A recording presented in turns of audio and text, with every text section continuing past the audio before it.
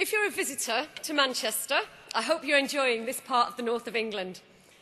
Cameron's Tories may want to put the closed sign on the north, but in Labour Manchester, we've got other ideas. I want to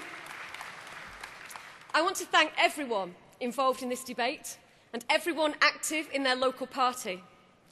Sometimes my friends look at me a bit strangely because I'm active in politics, and you probably know what I mean. But I always say, politics is one of the most fulfilling things you can do in your community. Watch waste ground become a playground, see windows mended, walls painted, and even lives turned around. So we need to defend politics, explain how it works, what it means, what it can achieve, get our youngsters into the polling stations. And when we talk about localism or social enterprises or regeneration, I'm not surprised when people's eyes glaze over. For me, all of these things are about people like us. Courageous people who stand up to drug gangs, decent people who care for their neighbours, inspiring people who can see a better future for their kids, rolling up their sleeves and building better neighbourhoods. Now, my dad wasn't involved in party politics, but he worked hard, he was a shop steward for his union, and he taught me a thing or two about life. And there's one thing I learned above all, and that's the desire of every parent to see their children do better than they did. And my dad always said to me, if you work hard, the world's your oyster. And he's here with us this morning as a Labour Party member at his first ever conference.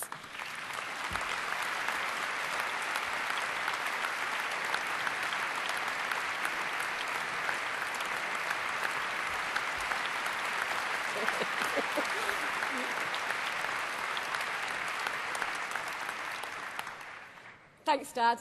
And tomorrow it's his birthday, so happy birthday, Dad, too.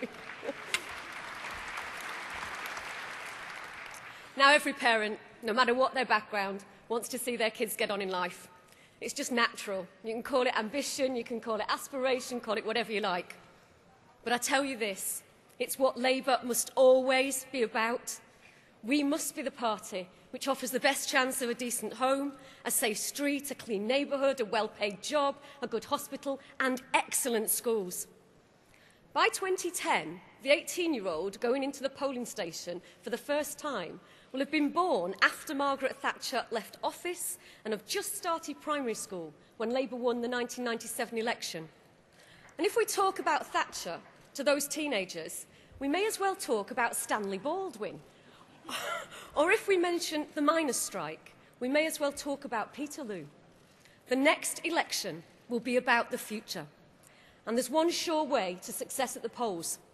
That's showing that we share the people's anxiety, we understand their ambitions, and that, yes, Labour politicians may seem a little bit odd at times, but underneath, we get it.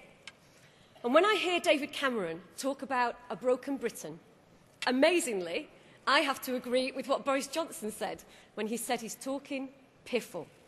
In Salford, we probably call it something a little bit stronger than that. Now, how dare David Cameron dismiss so lightly all of the efforts of the councillors, the community groups, the charities, the churches, all those people who are active in their neighbourhoods. Mum's Army, tackling antisocial behaviour. Sure Start volunteers, giving kids a chance in life. Campaigners against guns and knives. And the rest of the community heroes, like the people we're going to meet today. But when I visit the community group I saw in Leeds last week, or the councillors working hard in minority control in Bristol, and good luck to Kevin Hernigan, he's a firefighter, he's a delegate at this conference, he's the Labour candidate in a crucial by-election on the 9th of October, and Kevin, you're going to win. Go on, Kevin.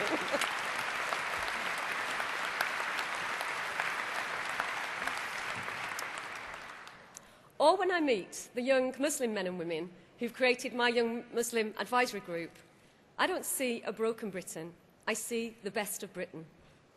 And we've also seen a brilliant response to our YouTube video with Joe Brand, people across the country sharing their ideas about how they can improve their neighbourhoods. So, conference, why does David Cameron talk Britain's achievements down and talk Britain's challenges up? There are only two possible answers. One is that since 2005, the Conservative Party has undergone a fundamental change. They've bought a travel card for the road to Damascus. Cameron, the man who wrote the 2005 manifesto for Michael Howard. Hague, the man with pictures of Thatcher on his teenage bedroom wall. Or Eric Pickles, the Tories' cheerleader for the poll tax. These lifelong right-wingers want us to believe that they have collectively changed every policy, every principle, every belief they've ever held, and are now genuinely in the mainstream middle ground of politics. Well, that's one answer. And here's the second, that every single thing the Conservatives have done since 2005, every speech, every policy launch, every photo opportunity, has been with one simple, cynical aim, and that's to get the Conservatives back into power.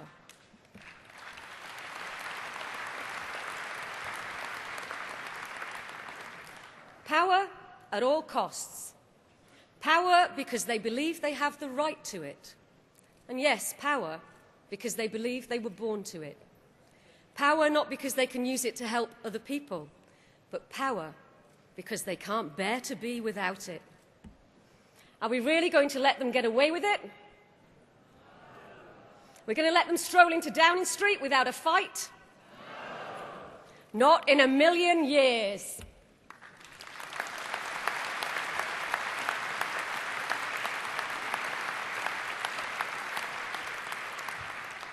Not after the 1980s.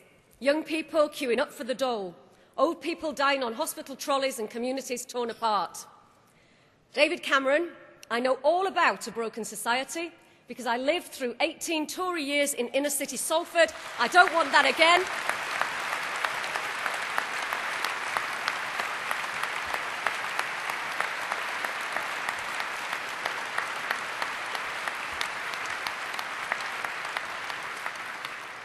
I don't want that for my city, I don't want it for my community, and I don't want it for my family. So come on, Mr Cameron.